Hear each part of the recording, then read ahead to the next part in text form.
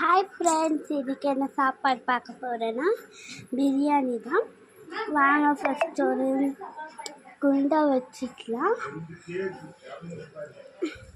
பாருங்கன்னா ஒரு சட்டி வச்சுட்டு ஸ்டவ் ஆன் பண்ணிவிட்டு ஃபஸ்ட்டு போய் மிளகா சரி எண்ணெய் கொஞ்சம் போட்டுக்கலாம். எண்ணெய் நான் 2 ஸ்பூன் அளவு போட்டுக்கினேன். அப்புறம் இஞ்சி தான் இப்போ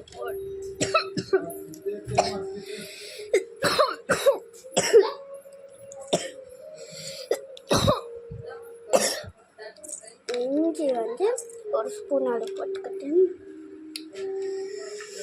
இப்போ போட போகிறோன்னா சீரகம், மிளகு பொடி, சீரகம், காஞ்ச மிளகா. நம்ம சீரகம் அப்படியே வேணாலும் போட்டுக்கலாம், இல்லை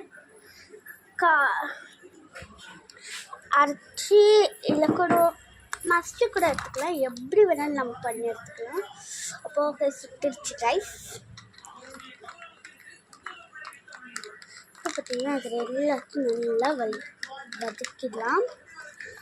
வதக்கிட்டு ஸ்டவ் ஆஃப் பண்ணிட்டு அதை செப்பரேட்டாக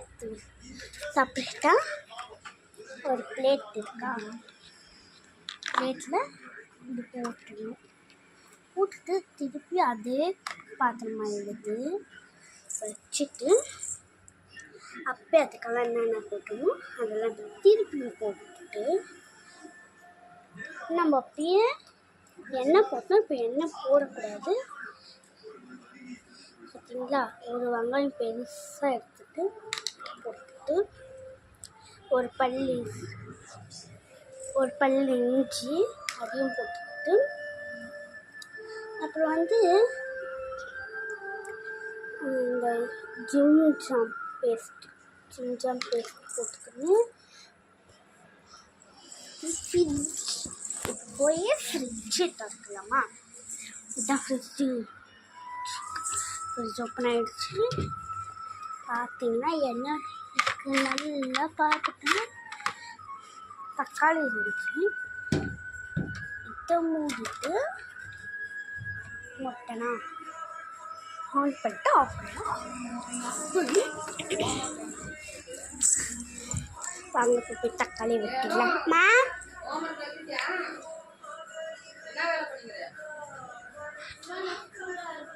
அப்புறம் நல்லா இந்த தக்காளியை வெட்டிக்கணுமா, பிளேட்டில் போட்டு இது பண்ணிட்டு நல்லா இது பண்ணணும். இதை ஒரு பிளேட்டில் போட்டுக்கலாம்.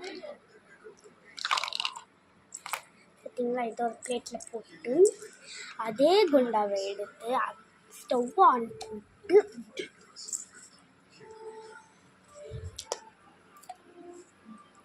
இப்போ என்னன்னா கடுகு சீரகம் போட்டேன். அதையும் வறுத்துட்டு இதில் போட்டுட்டு இதை அப்படியே வச்சுக்கணுமா.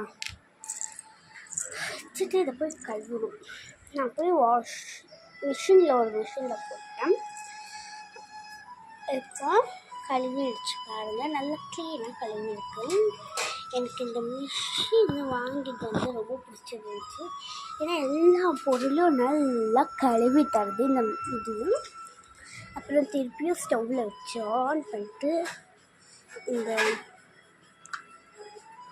எண்ணெயை போட்டேன். தக்காளி அந்த வதக்கி வச்சுருந்தோமே அதை போட்டுக்கிட்டு குத்தின மசாலாங்களை அரைச்சிருந்தோமே அதையும் மேலே போட்டுட்டு இப்போ நல்லா கலக்கரைச்சிடலாம். கலக்கிட்டு வெறும் தக்காளி இவ்வளோ வதக்கிடுச்சு எடுத்து ஒரு பிளேட்டில் போட்டேன். இதை எடுத்து இப்படி ஒரு பிளேட்டில் போட்டு வச்சுட்டு இதை கழுவுற போட்டுக்கலாம்.